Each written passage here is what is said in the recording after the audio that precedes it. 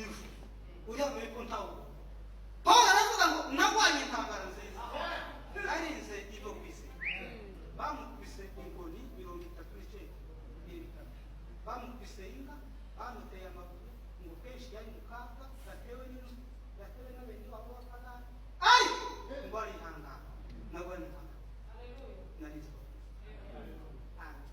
igisiga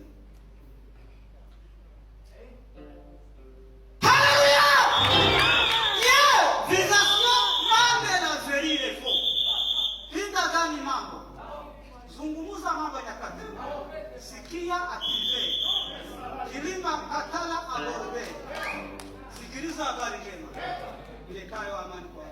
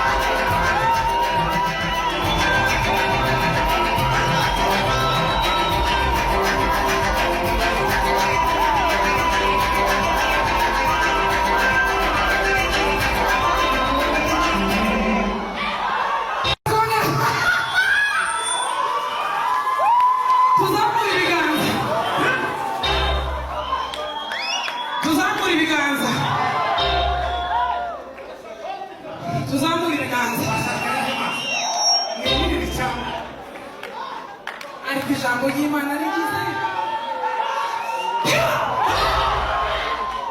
ijambo ry'Imana usarire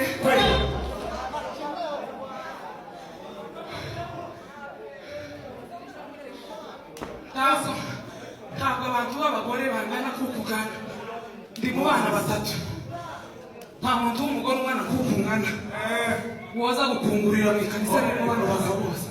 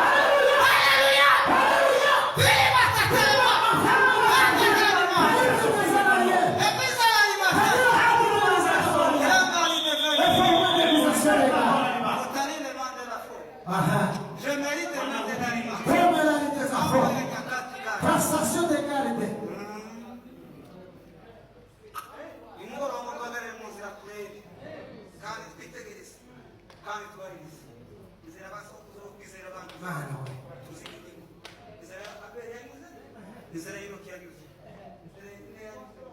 inzira y'isara, izo nzira tuzibari. Aha yavuze ngo ese mu nzira ije muri bayikora. Keneye niko ushaka muri. Bashaka kuvuga kunywa amazi yani. Izi nyo bya suri. Bashaka kunywa amazi yani wangu. Uyu kwangu uza kuvana. Uhemuka. Kandi ubitegereze rero kuko bari kandi ubujyana uko muri kimana. Asema Bwana wa majeshi. ije muri. Zira imusanganya.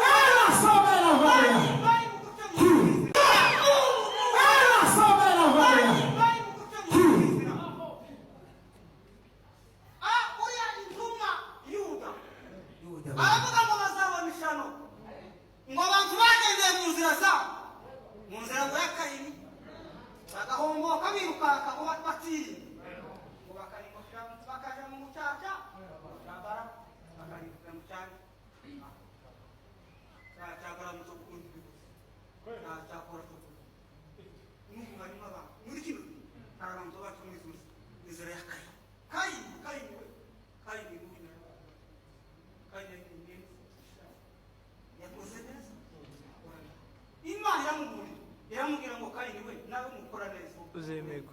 Ariko mukakora neza. Icyaha Ikitu gato. umuryango w'inzira. Niwe cyifuza ufite imbaraga. Tukubyagoye. Zo giteke.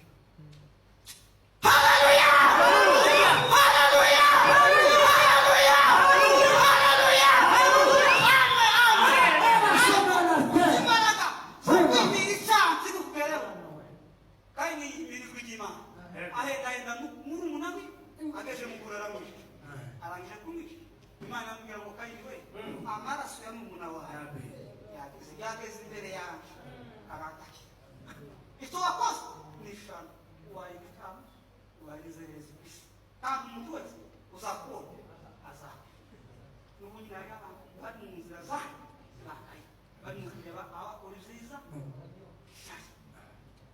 babagira gute haleluya haleluya ungatusomesa ungatusomesa tubicaye mu nzira zande zakayi baba kwenda ngo bakora neza ngo bakaje mu nzira zande uzabara bara abantu bakaje mu nzira zande zabara bara ibatuma kuri bara arambwira ngo aza gutumira abantu abwira abantu ngo nimurari hano baze mazima nungu kwimana ibwiye imana yamubwira ngo tujane nabo abantu baragiye bari sabwire baraki batuma abandi basha abandi bambere tubahira abari faranga baraki baramu za faranga agira umuti ajana udavuga ngo Israel ashitse mu zamuye baramu umuhanuzi utazumva mu nzu wa kabiri amaherezo y'ibi ni mabi kubera iki kubera gukundira kubera iki kubera gukunda ifaranga no muri kino gihe arabanza